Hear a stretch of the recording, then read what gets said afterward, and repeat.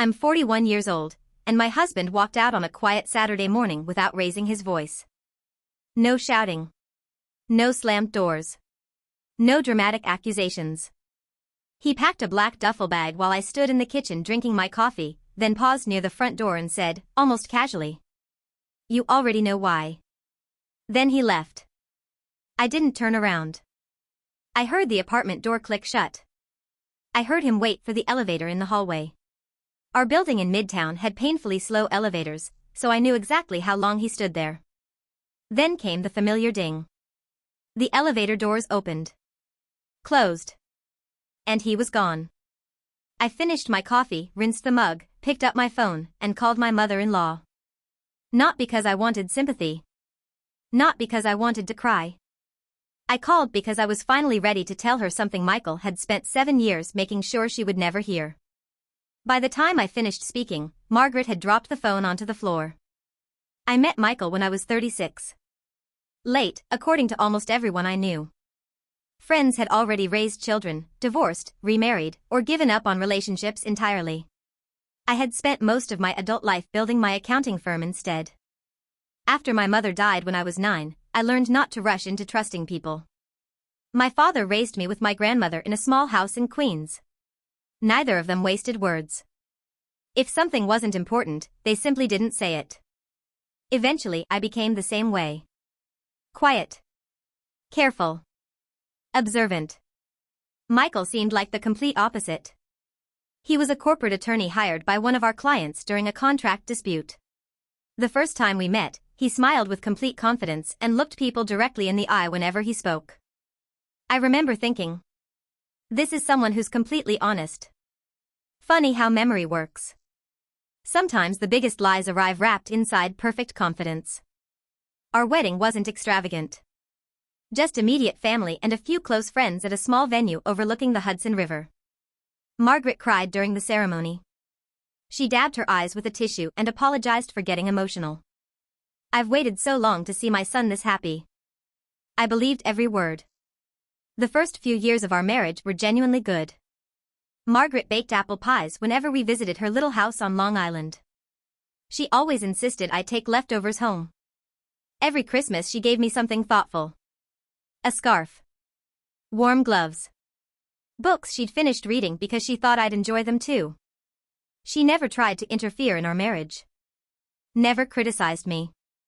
Never compared me to anyone. For the first time since losing my mother, I felt like maybe life had quietly given me another chance. Then little things stopped making sense. Michael called his mother every Sunday. Always. Without exception. But he never talked to her in front of me. The second his phone rang, he'd step into another room. Close the door. Lower his voice. If I suggested inviting Margaret over for dinner, he always had an explanation. She's visiting my aunt. She's helping a neighbor. She's got another doctor's appointment. She's exhausted. There'll be another weekend. There was always another weekend. Eventually I stopped asking. I assumed he knew his mother better than I did. The first crack appeared about 2 years after we got married. Margaret called me directly for the first time. Her voice sounded hesitant. Emily. Michael mentioned the kitchen renovation. I frowned. What renovation? There was silence. He said you two were remodeling the apartment. We're not remodeling anything. Another pause. Oh. She sounded genuinely confused. He asked if I could lend him some money. I stared out the office window. We weren't renovating. We hadn't even discussed renovating. In fact, we'd recently decided not to replace our living room furniture because Michael insisted we needed to save money. That evening I asked him about it. He didn't get angry. He didn't even look surprised. Instead, he gave me the same patient smile teachers use with children. My mom misunderstood. Misunderstood what? I borrowed a little cash for a business expense. What business? It's already taken care of. So why mention remodeling? He shrugged. I probably explained it badly. Then he kissed my forehead and changed the subject. The conversation lasted less than 3 minutes. At the time, I let it go. But something inside me didn't. From that day forward, I started paying attention. Not searching. Not accusing. Just noticing. Patterns. Small inconsistencies. Tiny details most people ignore. And once you begin noticing them, they become impossible to stop seeing. Over the next few months, I noticed Michael disappearing more often. Not for entire days. Just long enough to make his explanations difficult to verify. He'd leave after breakfast on a Saturday and come back around lunchtime looking unusually cheerful, humming to himself like someone whose plans had worked out perfectly. Whenever I asked where he'd been, the answers were always vague. Running errands. Meeting a client. Helping someone with paperwork. Nothing specific. Nothing that could actually be questioned. One afternoon I overheard him telling Margaret over the phone that he'd spent the morning at the dentist because of severe tooth pain. Except I knew that wasn't true. We only had one car back then, and I'd driven it to work. He hadn't left the apartment until nearly noon. When I casually mentioned it that evening, he laughed. I canceled the appointment. So why tell your mom you went? I didn't want her worrying. The explanation sounded reasonable. Too reasonable. That was becoming his specialty. A few months later he casually mentioned that a business venture hadn't worked out. What business venture? I asked. He looked surprised. Oh. I guess I never told you. No. It wasn't a big deal. What kind of business? Just an investment opportunity. With who? It doesn't matter now. Then he smiled. It's over. That answer should have satisfied me. Instead, it created 10 new questions. The strangest conversation happened almost by accident. Margaret's neighbor stopped me after a neighborhood barbecue on Long Island. She smiled warmly. You must be so relieved everything worked out with the house. I blinked. I'm sorry? The vacation house. She looked confused by my expression. Michael handled all the paperwork after your mother-in-law sold it. Good thing, too. Those contracts can be a nightmare. I forced a polite smile. Yes, absolutely. We talked for another minute before she walked away. The drive back to Manhattan was painfully quiet. Finally I asked. What vacation house? Michael kept both hands on the steering wheel. My mom's place upstate. I didn't know she owned one. She didn't really. The answer made no sense. You just said. It wasn't important. I waited. Nothing. So, she sold property and you handled everything? It's between me and my mother. He didn't even look at me. Then he added, calmly. You don't need to be involved in every family matter. I stared out the passenger window for the rest of the drive. For the first time since we'd been married, I felt like an outsider inside my own marriage. The safe appeared during our 7th year together. He carried it into our bedroom one evening without saying a word. A heavy gray steel box. He slid it into the back of our walk-in closet behind winter coats and extra blankets. I watched him struggle with its weight. What is that? A safe. I can see that. He smiled. For important documents. What kind of documents? Passports. Insurance papers. Legal files. Things I don't want lying around. It sounded perfectly reasonable. Until I asked one more question. What's the combination? His smile changed. Just slightly. The relaxed smile disappeared. The polite smile took its place. Why would you need it? In case something happens. I'll take care of it. What if you're traveling? I'll tell you then. He shut the safe. The conversation was over. At least for him. 3 months later, everything changed. Michael invited one of his law school friends over for dinner. His name was Daniel. The two of them stayed in the living room drinking bourbon while I cleaned the kitchen. The faucet was running. Plates clinked together. But every now and then their voices drifted down the hallway. Daniel laughed. So, when are you finally buying that BMW? Michael chuckled. Spring. You serious? Already picked it out. What color? Black. Fully loaded. I froze. Daniel whistled. That's got to be expensive. Michael answered without hesitation. I've been saving for years. I slowly lowered the plate into the sink. Saving? For years? During those same years, Michael had repeatedly told me we couldn't afford vacations. He insisted we delay replacing broken appliances. He convinced me not to renovate our apartment. Every discussion about money ended exactly the same way. Let's wait one more year. We have to be responsible. You'll understand. And I always did. Because I trusted him. Standing there in the kitchen, staring at the running water, I realized something that wouldn't leave my mind. If he had enough money for a luxury car, then where had all that money actually come from? And more importantly, why had he hidden it from me? That night I couldn't sleep. Michael was beside me, breathing steadily, completely at peace. I lay awake staring at the ceiling. Not because I thought he was cheating. Not yet. Money leaves patterns. I'm an accountant. I've spent nearly 15 years helping businesses find mistakes hidden inside thousands of transactions. Numbers always tell a story. People don't. By morning I had made a decision. Not an emotional one.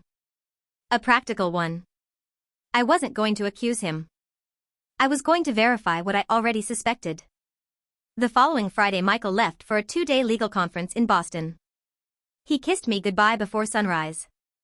I'll be back Saturday evening. Drive safely, I said. As soon as his car disappeared down the street, I went into my home office. Inside my desk drawer was an old smartphone I'd replaced years earlier. It still worked. I charged it, erased everything on it, and opened the camera. Then I walked into our bedroom.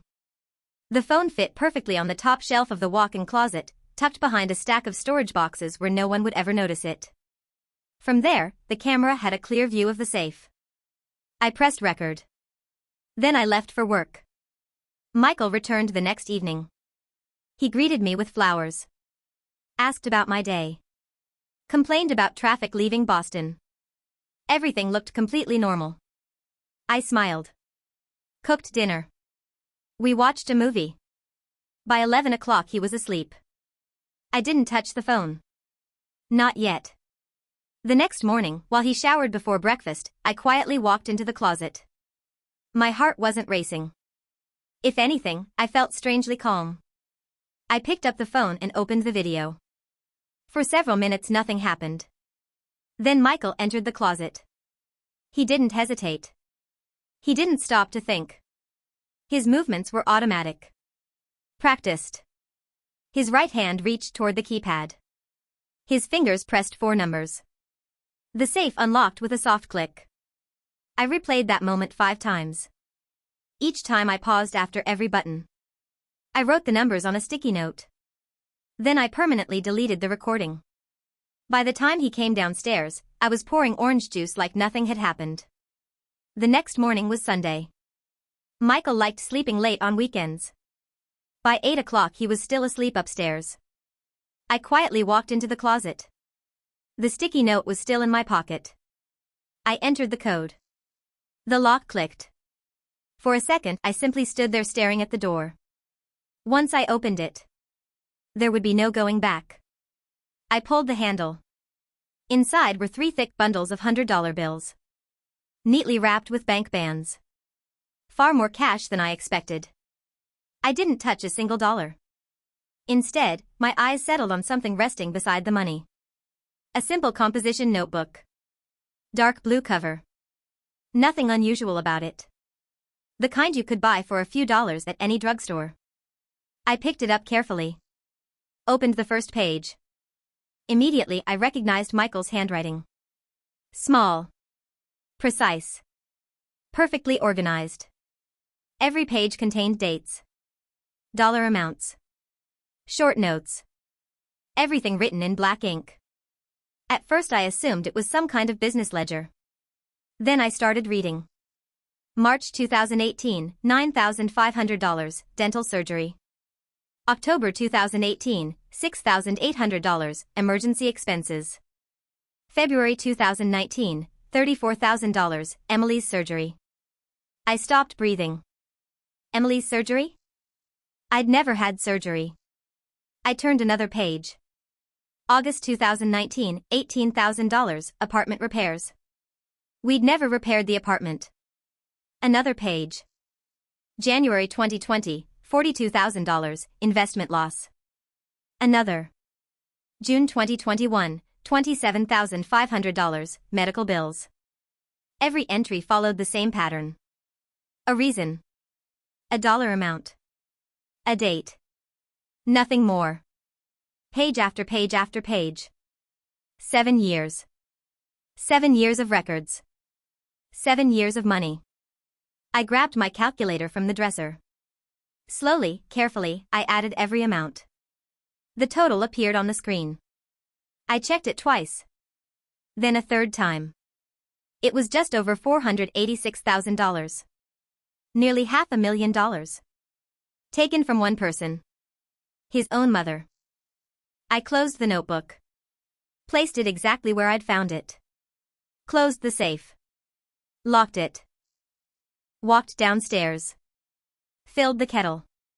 Made coffee. My hands never shook. What shocked me wasn't the money. It was the notebook. Michael hadn't forgotten any of it. He had documented every single lie. Every excuse. Every fabricated emergency. Every dollar. Methodically. Almost proudly. Which meant he had always known exactly what he was doing. While Margaret clipped coupons. Bought discounted groceries.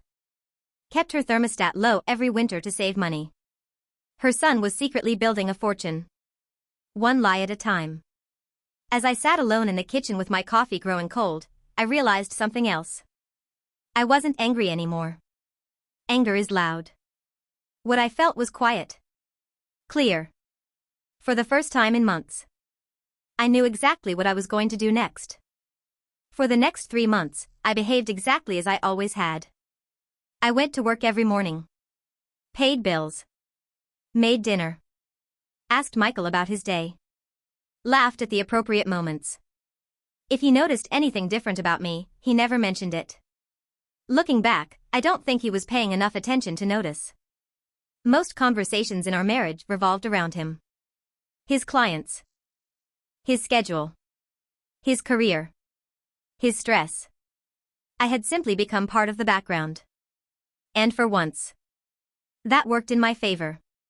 Then, on a rainy Thursday afternoon, everything fell into place. I left the office earlier than usual because one of my appointments had been cancelled. When I unlocked the apartment door, I immediately heard Michael's voice upstairs. He was on the phone. The bedroom door was slightly open. I wasn't trying to eavesdrop. I simply froze when I heard him say, "Tomorrow morning." There was a pause. "No, she'll be fine." Another pause. "I told you, she doesn't suspect anything." I stood perfectly still. The apartment suddenly felt unnaturally quiet. Then he laughed. A relaxed laugh. The kind I'd heard hundreds of times before. "I'm packing tonight." Another silence. "By tomorrow afternoon it'll all be over." I didn't recognize the woman's voice on the other end. I only caught a few muffled words. But I heard enough. Tomorrow. He was leaving. And whoever she was, she already knew. I quietly stepped back into the hallway. Picked up my purse. Walked back outside. Sat inside my car for almost 20 minutes without starting the engine. People hurried past on the sidewalk carrying umbrellas. Taxis splashed through puddles. The city continued exactly as it always had. Only my life had changed. Oddly enough. I didn't cry. I wasn't devastated. The notebook had already prepared me for this moment. His lies no longer surprised me. They simply fit into a much larger picture. Eventually I drove around the block, returned home, and walked inside as though I'd just arrived from work. Michael came downstairs smiling. "Hey. Hey. Long day?" "The usual." He kissed my cheek. Asked what I wanted for dinner. never realizing I'd already heard enough to understand exactly what tomorrow would bring. That night I barely slept. Not because I was heartbroken. Because I was planning. Around 2 o'clock in the morning, Michael was sleeping soundly beside me. I quietly slipped out of bed. The apartment was completely silent. I opened the closet. Entered the code. The safe clicked open. This time I didn't hesitate. I removed every bundle of cash. Then I took the notebook. Both went into my large travel bag. After zipping it closed, I placed the bag beside the bedroom door. Then I looked back at the empty safe.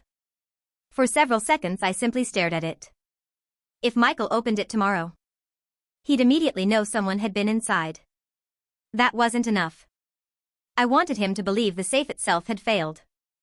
So I walked into the utility closet and grabbed a flathead screwdriver. Working slowly and carefully, I pried apart the locking mechanism from inside the door. It took nearly 15 minutes. Finally, the internal latch snapped. The keypad still looked perfectly normal. But the lock no longer worked. The safe couldn't be secured anymore. I closed the empty door. Placed the safe back behind the winter coats exactly where it had been. Returned the screwdriver. Then climbed back into bed. Michael never woke up. The next morning I got up before sunrise. I brewed coffee. Made breakfast. Sat quietly at the kitchen island watching the first light spread across the Manhattan skyline. Around 7:30 Michael came downstairs carrying a black duffel bag. He looked nervous. Not guilty. Excited. Like someone about to start a new life. He smiled politely. Emily. I looked up from my coffee. We should talk. I'm listening. He took a slow breath. I don't think this marriage has been working for a long time. I nodded once. I think we've both known that. He sounded rehearsed. Every sentence flowed effortlessly. I've changed. You deserve someone who can make you happy. I don't want us to resent each other. I think it's better if we go our separate ways. He paused. Waiting. Probably expecting tears. Questions. Arguments. Instead, I simply took another sip of coffee. Then I said quietly. Okay. He blinked. Okay? Yes. That's all? What else is there to say? For the first time since he entered the kitchen, his confidence slipped. Just for a second. Then he recovered. I appreciate you understanding. I do understand. He picked up his bag. Walked toward the front door. Turned back one last time. You always were the reasonable one. I smiled politely. Drive safely. He nodded. Opened the door. Stepped into the hallway. A few seconds later I heard the elevator arrive. Then the doors closed. And just like that, Michael disappeared from my life. He had no idea that everything he truly cared about was still inside my apartment. I waited until I heard the elevator reach the lobby before I picked up my phone. My finger hovered over Margaret's name for a moment. Then I pressed call. She answered after the second ring. Emily? Her voice was warm, almost relieved. Good morning. Is everything all right? I looked out the kitchen window at the traffic below. No. A brief silence. Michael left this morning. Oh. Her voice softened immediately. I'm so sorry. I'm not calling because he left. Another pause. Then why are you calling? I took a slow breath. Because there's something you deserve to know. She didn't interrupt me. Not once. I began at the beginning. The fake kitchen renovation. The mysterious business investment. The imaginary dentist appointments. The vacation house she'd sold. The safe. The notebook. Every fabricated emergency. Every dollar. Every lie. I spoke the way I explain financial reports to clients. Calmly. Chronologically. Without emotion. Halfway through my explanation I heard something heavy hit the floor. Margaret? I'm here. Her voice sounded distant. as though she'd suddenly become very tired. When I finally finished, neither of us spoke. Almost a full minute passed. Then she quietly asked. The notebook. Do you still have it? Yes. I also have the cash. Another silence. Finally she said. I'm coming over. She arrived a little over an hour later. When I opened the apartment door, I barely recognized her. Her coat was buttoned unevenly. Her silver hair, always perfectly neat, had been hurriedly brushed back. She looked like she'd driven the entire way in complete shock. Neither of us hugged. She stepped inside without saying a word. I'd like to see it. I nodded. The notebook was waiting on the dining table. She pulled out a chair and sat down slowly. For several minutes the only sound in the apartment was the turning of paper. Page after page. Date after date. Dollar after dollar. I made tea. Placed a cup beside her. She didn't touch it. Her eyes never left the notebook. Then she suddenly stopped on one page. Her finger rested on a single line. She whispered. February 2019. I looked down. Emily's surgery, $34,000. Margaret stared at the page. There wasn't any surgery. No. She slowly shook her head. He came to me crying. I didn't say anything. He said you were too scared to tell me yourself. Her voice cracked. He said you needed emergency surgery, and you didn't want anyone to know. She closed her eyes. I believed him. She turned another page. Apartment repairs. She laughed quietly. Except it wasn't really laughter. I remember that one. He said your pipes had burst. Another page. Dental surgery. I gave him money because he said the insurance wouldn't cover it. Another. Business investment. He promised he'd pay me back within 3 months. Another. He never did. She slowly closed the notebook. Then she looked at me. For the first time since I'd known her. She seemed much older. I owe you an apology. You don't owe me anything. Yes. She nodded firmly. I do. I thought you were irresponsible. I frowned. She looked down at her hands. He told me you spent money faster than he could earn it. I didn't speak. He said you loved designer handbags. He said you kept pushing him to buy expensive things. He said every time he came to me for help, he was trying to protect your marriage. I felt my stomach tighten. For 7 years. She believed I was the reason he constantly needed money. And for 7 years. I'd quietly believed she simply didn't like me. I never asked him for anything, I said softly. I know. She looked up, her eyes filled with tears. I know that now. Neither of us spoke. The silence between us felt completely different than before. Not awkward. Not uncomfortable. Just honest. For the first time. There were no lies sitting between us. After several minutes, Margaret finally reached for her tea. She took one sip. Then another. Quietly, she asked. How much? I already knew what she meant. I picked up a sheet of paper from the table. I added everything. I slid it toward her. Her eyes moved to the final number. $486,000. She stared at it for what felt like forever.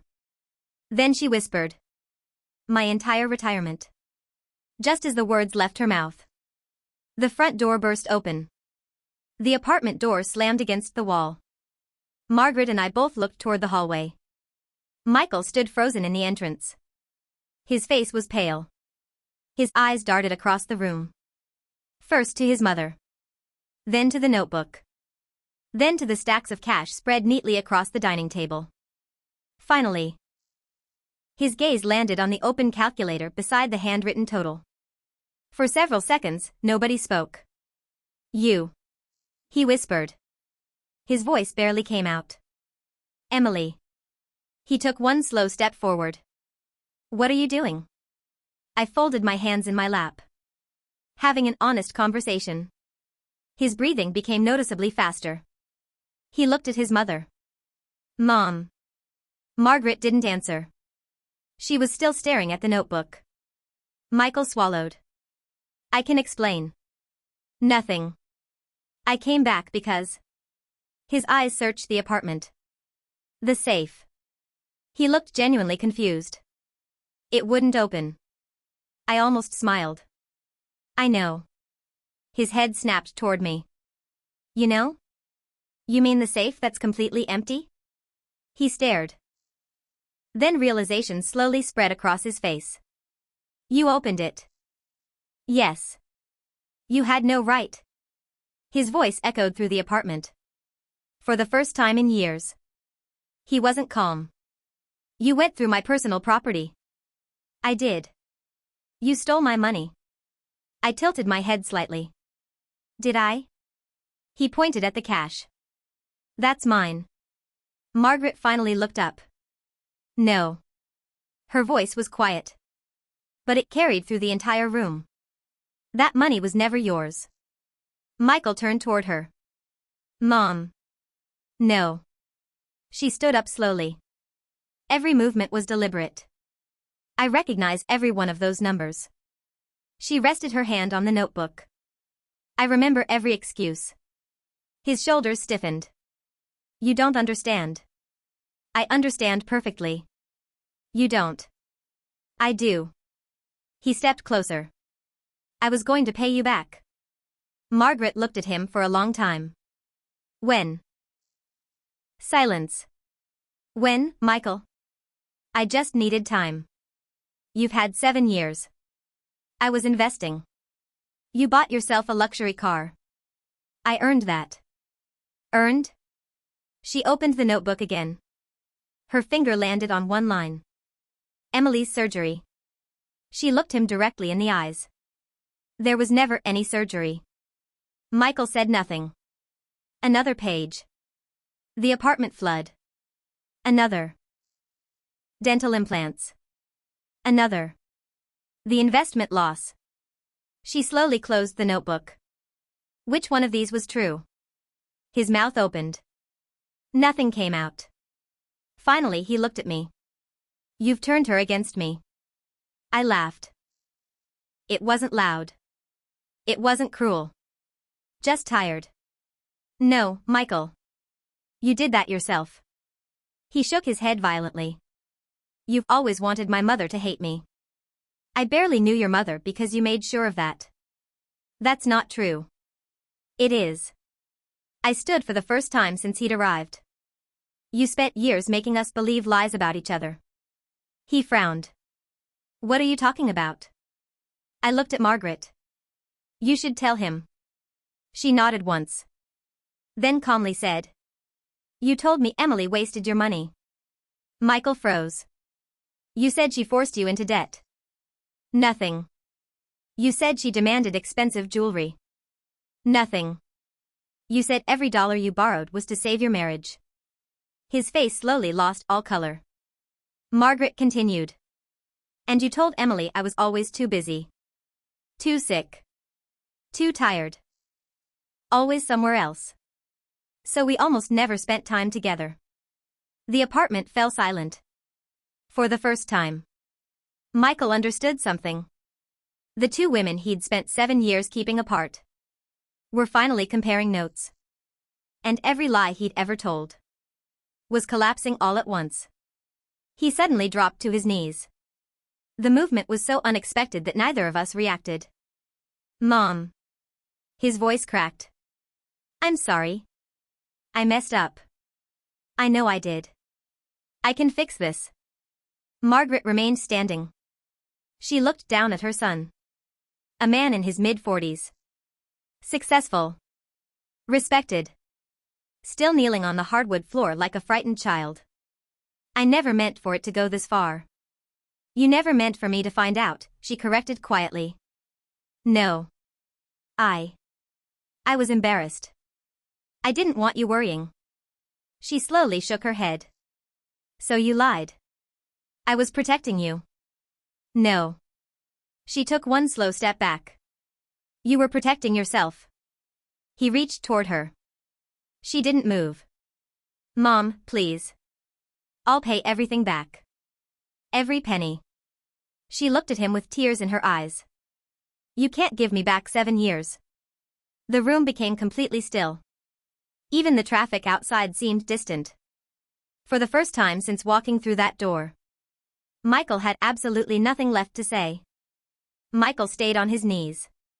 His shoulders rose and fell with every uneven breath. For years, I'd watched him negotiate million-dollar contracts without ever losing his composure. I'd seen him walk into courtrooms with complete confidence.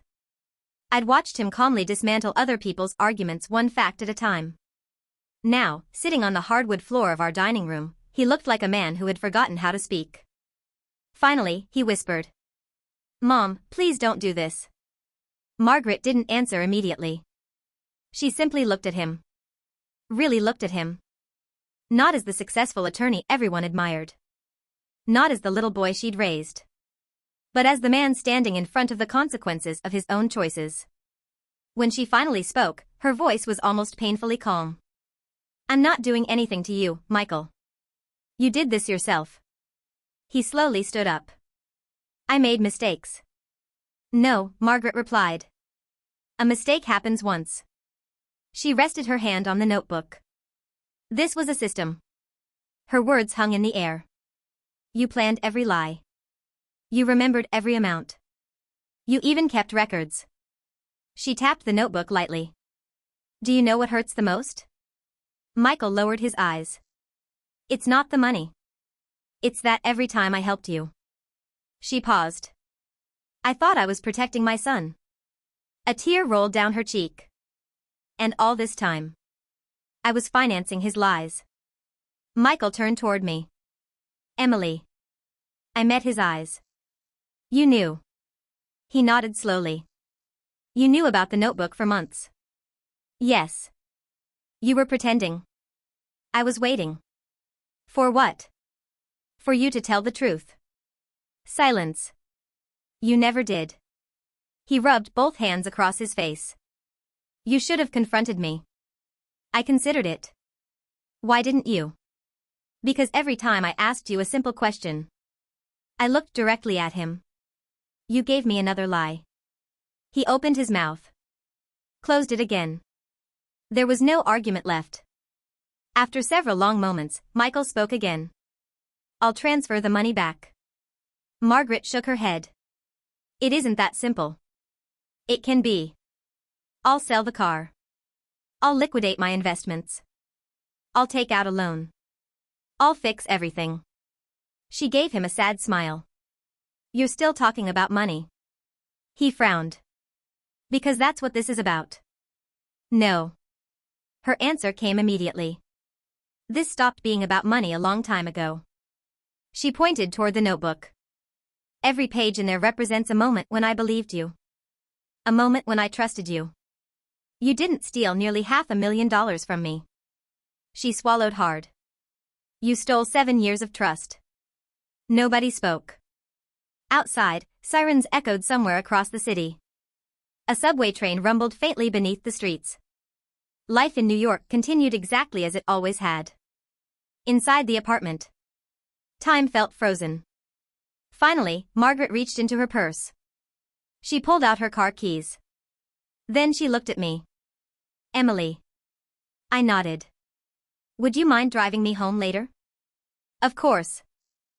She smiled gratefully. Then she turned back to Michael. You don't need to come. His face tightened. Mom. I think we've said everything that needs to be said today. I'll call you tomorrow. No. She spoke gently. I'll call you when I'm ready. He took a slow breath. I don't want to lose you. Margaret's eyes filled with tears again. You should have thought about that before you started lying to me. Michael stood motionless for another minute. Then he looked around the apartment. His suit jacket was still hanging by the front door. A few books were still on the living room shelf. Several pairs of shoes remained in the bedroom closet. Pieces of the life we'd built together. None of them seemed important anymore. Without another word, he picked up his duffel bag. Walked toward the entrance. His hand rested on the doorknob for a few seconds. I really did love both of you. Neither of us answered. Because love isn't measured by words. It's measured by choices. And his choices had already spoken for him. A moment later, the apartment door closed quietly behind him. This time, neither Margaret nor I got up to watch him leave. We already knew there was nothing left to say. Margaret and I sat in silence for several minutes after Michael left. Neither of us rushed to fill the quiet. The tea had gone cold. The notebook still lay open on the table. Outside, the sounds of Manhattan drifted through the slightly open kitchen window, horns, distant sirens, people laughing somewhere below. Life had already moved on. Inside the apartment, it felt as though 7 years had just ended. Finally, Margaret closed the notebook. Very gently. As if she were putting away something fragile. I never asked you a single question, she said softly. I looked at her. What do you mean? About all the things he told me. She stared at her folded hands. I believed him because he was my son. She let out a tired sigh. And because believing him was easier than believing he'd become someone capable of lying to his own mother. I nodded. I understand. She looked at me with sad eyes. No. You lived with him. You understand much better than I do. An hour later I drove her back to Long Island. The ride was almost completely quiet. Not uncomfortable. Just peaceful. As we crossed the bridge, Margaret suddenly smiled. You know. I glanced at her. I almost never got to know you. I smiled faintly. I know. He always had a reason. He did. She looked out the window. I honestly thought you didn't like me. I couldn't help laughing. I thought the same thing about you. That made her laugh too. For the first time that entire day. A genuine laugh. Imagine that, she said. We both spent years believing something that wasn't true. Because one person kept telling two different stories. When we reached her house, she didn't get out immediately. Instead, she turned toward me. Would you come inside for a few minutes? I hesitated. Then nodded. Her home felt exactly the same as it always had. The framed family photographs. The handmade quilt on the couch. The smell of cinnamon and coffee. Only now. Everything looked different. She walked into the kitchen and opened a cabinet. I baked an apple pie yesterday. She smiled weakly. I guess old habits survive difficult days. I'd love a piece. She cut 2 slices. We sat together at the same small table where Michael had once laughed, celebrated birthdays, and accepted envelopes full of money built on lies. Neither of us mentioned him. Instead, Margaret asked about my work. About my clients. About how I'd started my accounting firm. Simple questions. Questions she probably would have asked years earlier if we'd ever been given the chance. Over the following weeks, we stayed in touch. Sometimes she called just to ask how my day had gone. Sometimes I stopped by after work. Occasionally we had dinner together. For the first time, we were getting to know each other without Michael standing between us. One afternoon she admitted something that caught me completely off guard. I kept every receipt after I retired. I looked at her. Every single one. She smiled. I thought I was being careful with money. She shook her head slowly. But I never imagined the biggest expense in my life wasn't on any receipt. I knew exactly what she meant. Trust. That's the one thing no bank statement ever records. About a month after the divorce papers were filed, Michael sent me a text message. Just one sentence. You ruined my entire life. I read it twice. Then I locked my phone. Ruined his life? For a moment I actually thought about responding. Then I remembered the notebook. Nearly $500,000. 7 years of deception. 2 women deliberately kept apart so they would never compare the stories they'd been told. No. I hadn't ruined his life. I had simply stopped protecting the lies that had built it. I blocked his number without replying. Some conversations don't deserve another chapter. The divorce was finalized 6 months later. It was surprisingly uneventful. There were no dramatic courtroom arguments. No shouting in the hallway. No desperate last-minute apologies. Michael hired one of the best divorce attorneys in the city. I expected a fight. Instead, he signed almost everything without much resistance. By then, he had bigger problems. Margaret had stopped financially supporting him completely. Several investments he'd counted on had failed.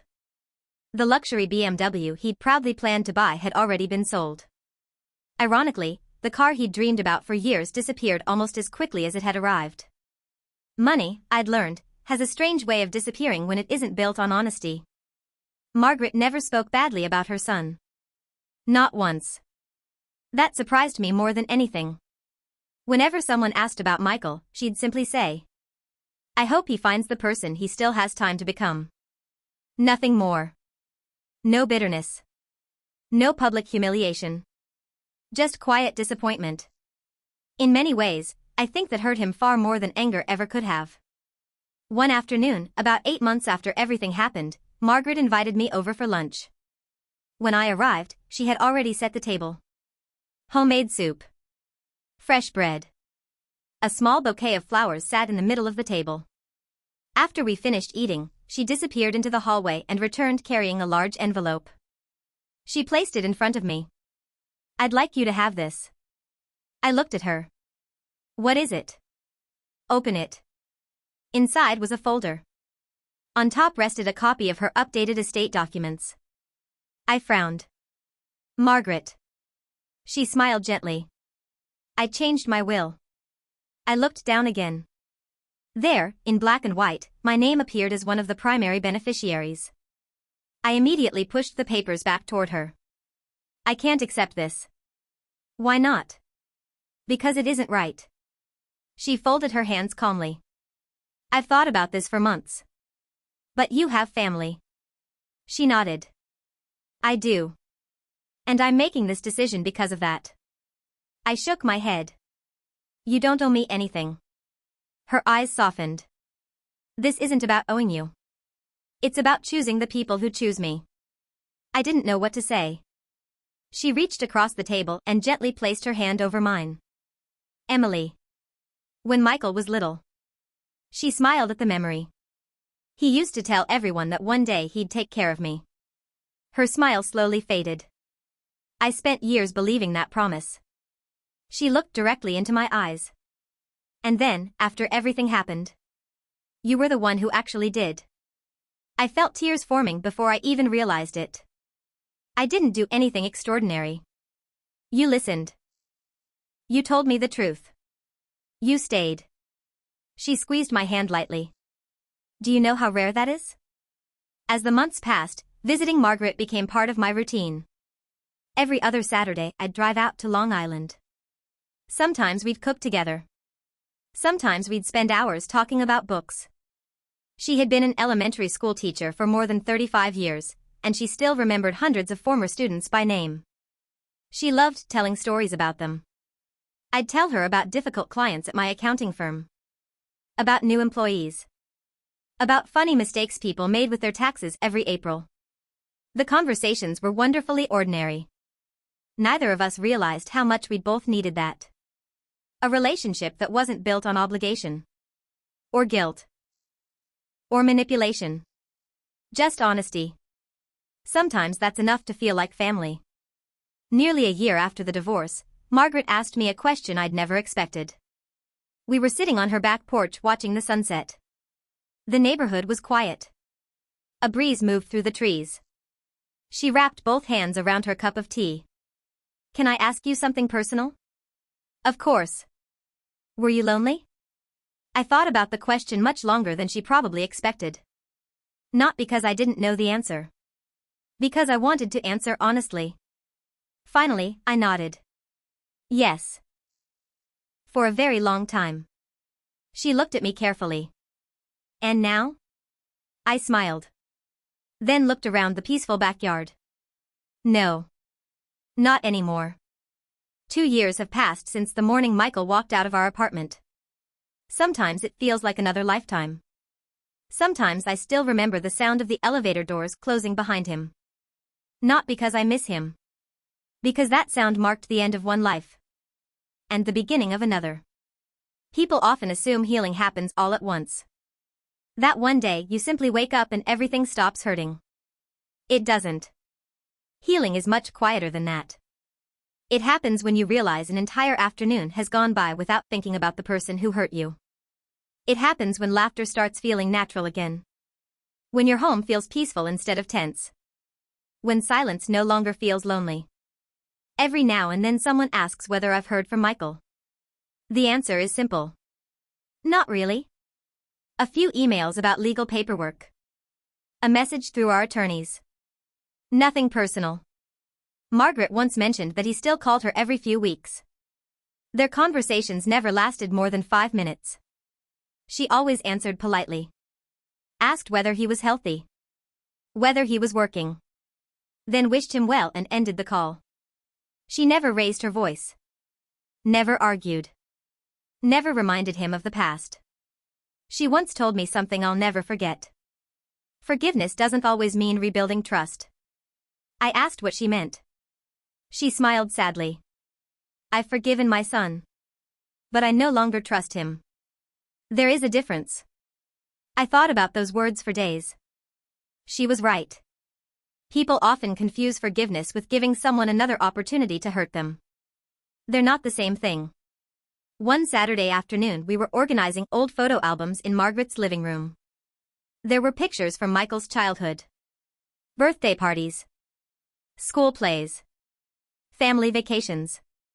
She smiled as she turned each page. Then she stopped at one photograph. Michael couldn't have been older than 8. He was standing beside a lemonade stand he'd built with his father. He insisted on giving every customer the correct change.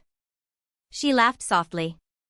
If someone accidentally paid too much, he'd run after them down the street. She stared at the picture for a long moment. I keep wondering. She paused. When did that little boy disappear? I looked at the photo. Then back at her. I don't know. She nodded slowly. Neither do I. Sometimes there isn't one moment that changes a person. Sometimes it's hundreds of small choices made over many years. One compromise. Then another. Until eventually the person looking back from the mirror is someone they barely recognize. A few weeks later, Margaret surprised me again. She showed up at my office carrying a small cardboard box. I found these while cleaning the attic. Inside were dozens of old recipes written in her handwriting.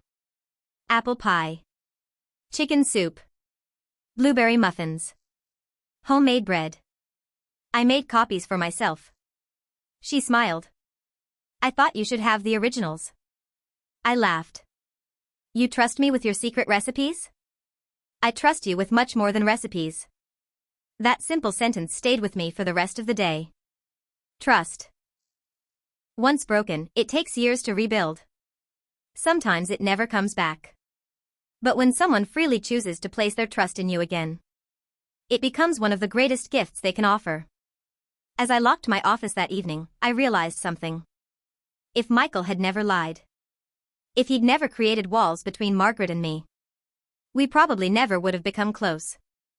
Our relationship was born from something painful. But it grew into something genuine. Life has a strange way of doing that.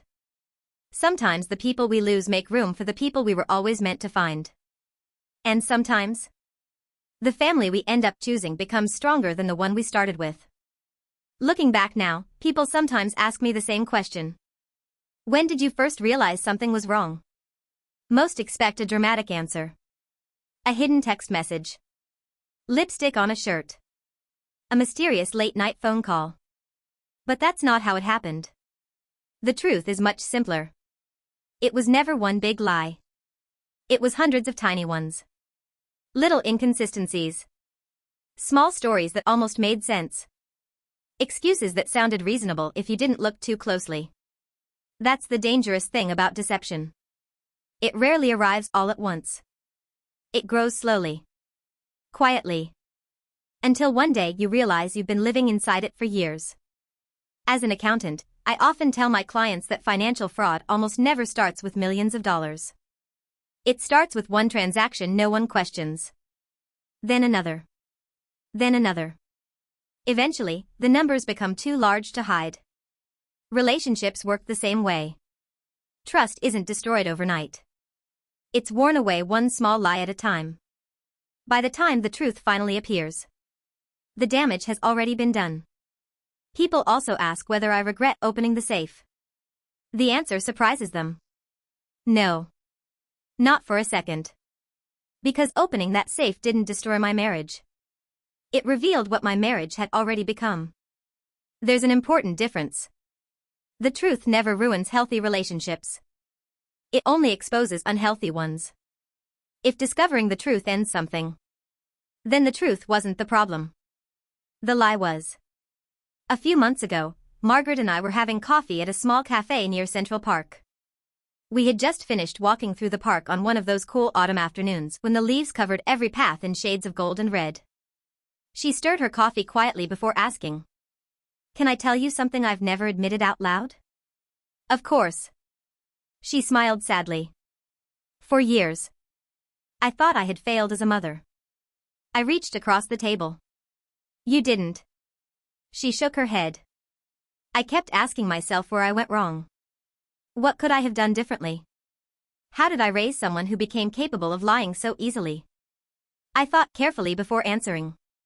Finally, I said, "We're responsible for raising children. We're not responsible for every choice they make as adults." She looked at me for several seconds, then nodded. I needed to hear that. As we left the cafe, Margaret slipped her arm through mine. It wasn't a dramatic moment. Most people walking past probably didn't even notice. But I did. Because for years we'd barely hugged. Barely spoken. Barely known each other. Now, somehow, she had become the closest thing to family I had left. Life is strange that way. Sometimes the people you expect to lose stay beside you. And sometimes the people you expect to stay become strangers. Not long ago, I found the dark blue notebook again. It had been sitting inside a locked filing cabinet in my office ever since the divorce. I opened it for the first time in almost 2 years. The handwriting hadn't changed. The numbers were still perfectly organized. Every page still represented another carefully planned deception. I stared at it for several minutes. Then I closed it.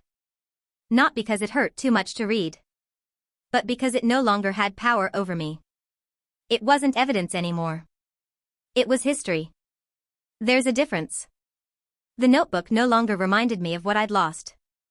It reminded me of what I'd escaped. And that's a much better story to carry forward. It's funny how life measures time. For years, I believed the most important day of my life was the day I got married. Then I thought it was the day Michael walked away. Now I know I was wrong. The most important day was the one when I stopped being afraid of the truth. Everything changed after that. Not immediately. Not dramatically. Quietly. One honest decision at a time. About 3 years after the divorce, my accounting firm moved into a larger office in Midtown. Business had grown steadily. Several new companies had become long-term clients, and for the first time in years, I found myself making plans that had nothing to do with surviving. I hired another accountant. Expanded the team. Even started mentoring young professionals who were just beginning their careers. One afternoon, after a meeting, one of my employees asked me, "Emily, what's the best financial advice you've ever received?" I smiled. It wasn't actually about money. She looked confused. I told her, "Always ask questions when something doesn't make sense." She laughed. "You mean with clients?" "With everyone. Because numbers, promises, stories, they're all connected. When someone becomes defensive over simple questions, the answer usually matters more than they want you to know." She nodded thoughtfully. I never told her why that lesson meant so much to me. Margaret turned 75 that spring. We celebrated her birthday in her backyard on Long Island. Nothing extravagant. Just a few neighbors.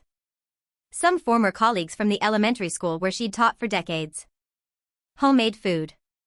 Music playing softly through an old speaker. At one point, one of her friends smiled at me and asked, "So, are you her daughter?" Before I could answer, Margaret laughed. No. She reached over and squeezed my hand. But she's family. Those two words meant more to me than she probably realized. Because family isn't always defined by blood. Sometimes it's defined by the people who stay when leaving would be easier. Later that evening, after everyone had gone home, we sat on the porch watching fireflies appear across the yard. Margaret looked up at the stars and smiled. You know something? What? For years I kept wishing I could go back. Back before all the lies. She was quiet for a moment. But now. She looked toward me. If I went back and changed everything, I might never have the relationship we have now. I smiled. I've thought about that too. Life rarely gives us happy endings without first asking us to survive difficult chapters. Neither of us would have chosen what happened. But both of us chose what happened afterward. That's what made the difference. Every once in a while, someone tells me they're afraid of discovering the truth. They're afraid of what they'll lose. I understand that fear. I lived with it for months. But here's what I've learned. The truth doesn't create loss. It reveals it. The loss was already there. Hidden beneath excuses. Buried under comfortable routines. Covered by the hope that tomorrow will somehow be different. The truth simply turns on the light. And once the lights are on, you can finally decide where you want to go. Sometimes I still think about the notebook. Not with anger. Not even with sadness. Mostly with gratitude. Because without it, I might have spent another 10 years believing a carefully constructed illusion. Instead, I found something far more valuable than the marriage I lost. I found clarity. I found peace. And unexpectedly, I found a family where I never thought one could exist. Looking back now, I don't remember the sound of Michael leaving nearly as clearly as I remember the sound of Margaret knocking on my door that morning. One chapter ended. Another quietly began. And, without either of us realizing it, that second chapter became the better story. A few months ago, I ran into someone who knew both Michael and me. It happened completely by chance. I was leaving a bookstore near Bryant Park with a novel tucked under my arm when I heard someone call my name. Emily? I turned around. It was Daniel. The same friend who had once sat in my living room drinking bourbon with Michael while talking about the BMW. For a second, neither of us knew what to say. Then he smiled politely. It's been a long time. It has. We stood there awkwardly for a moment before he asked. Do you have a few minutes? There was a small coffee shop across the street. I nodded. Sure. We talked about ordinary things at first. Work. The city. How impossible it had become to find parking in Manhattan. Then, eventually, Michael's name came up. Daniel sighed before speaking. I owe you an apology. I looked at him. For what? I knew something wasn't right. I stayed quiet. Not everything. But enough. He looked down into his coffee. There were times when Michael borrowed money from friends too. That surprised me. I didn't know that. He always paid us back. Daniel rubbed the side of his cup thoughtfully. Which is why nobody questioned it. I frowned. He paid you back. But not his mother. Daniel nodded slowly. I don't think he ever believed she'd stop helping him. He hesitated before continuing. You know, I asked him once why he never introduced you and Margaret properly. I looked up. What did he say? Daniel gave a tired smile. He laughed. Then he repeated Michael's words almost exactly. If they ever become friends, I'm finished. For a second, I simply stared at him. Even after everything. Hearing those words out loud still hurt. Not because they surprised me. Because they confirmed something I'd already suspected. Michael hadn't been protecting his relationships. He'd been managing them. Keeping everyone just far enough apart that no one could compare stories. No one could notice the contradictions. No one could discover the truth. Until they did. Before we left the cafe, Daniel said one last thing. I haven't spoken to him in almost a year. I raised an eyebrow. What happened? He lied to me too. That answer somehow made perfect sense. Lying becomes a habit, Daniel continued. Eventually, people stop asking whether you're telling the truth. They just stop believing anything you say. As we walked outside, I realized trust works exactly the opposite way. When someone is consistently honest, people stop questioning their words. Because they've earned confidence over time. Trust isn't built with grand gestures. It's built through ordinary moments. One honest conversation after another. Later that evening, I drove out to Long Island to have dinner with Margaret.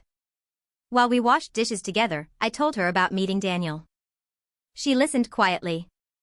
When I repeated what Michael had once said. If they ever become friends, I'm finished. She closed her eyes for a moment. Then she smiled sadly. He knew. He knew exactly what he was doing. Yes. Neither of us spoke for a while. Finally, Margaret dried her hands with a kitchen towel and looked at me. Do you know what makes me happiest now? What? That he failed.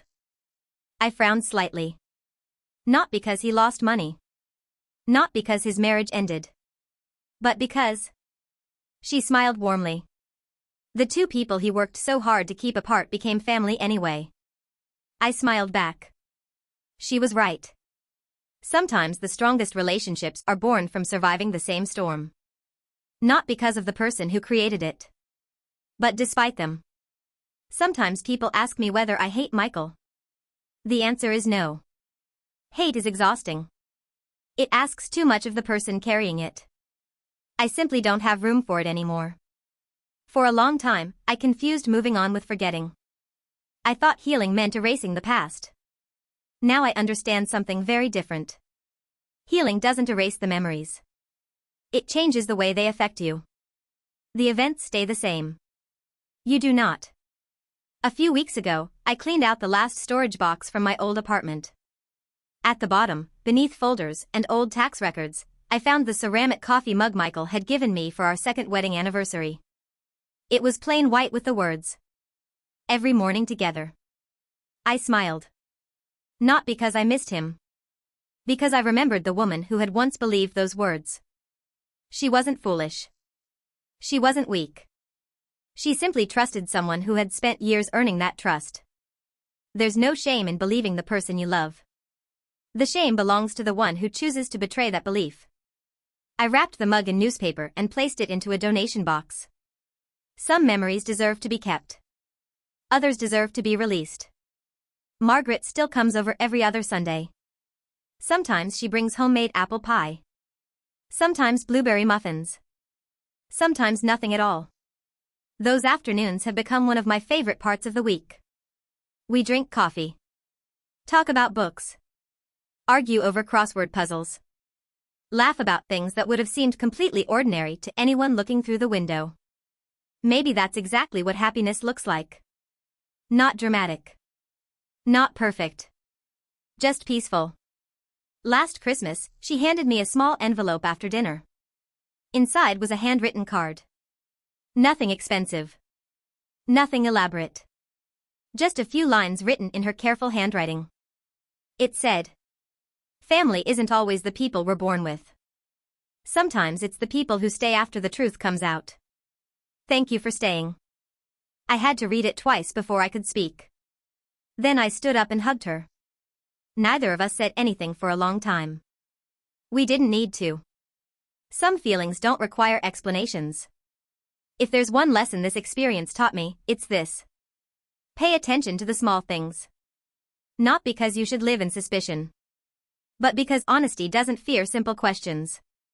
People who have nothing to hide rarely become angry when asked to explain. Secrets survive in silence. Truth survives in conversation.